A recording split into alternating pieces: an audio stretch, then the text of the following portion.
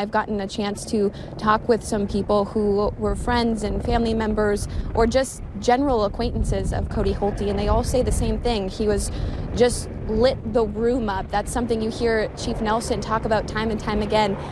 If he needed to feel good that day, he would go find Officer Holte, and it would just be, hey, how's it going?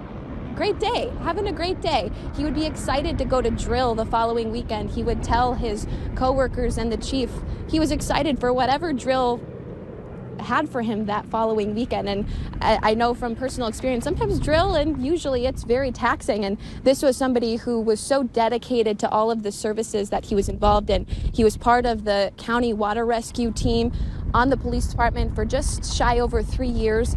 As well as the Army National Guard. It's tough to hear leaders, people who don't show emotion very often, people like the police chief, people in the Army National Guard. It's tough to hear their voices crack and truly their hearts break for one of their brothers who is no longer here. You heard time and time again that this was a family man. I got a chance to talk last week with a photographer here in Grand Forks. She photographed this family only twice, but she was like, they were much more than clients to me. This was a family who emulated everything that people wanted. I mean, he was somebody who loved his wife, loved his son, and in these photos of their newborn son, their son Gunnar is only 10 months old. At the time when they did their newborn shoot, Officer Holte brought all of his Army gear and took photos with their young son, brought his police department gear, his badge, his hat, and it's truly just so touching. You know that this man left this earth doing what he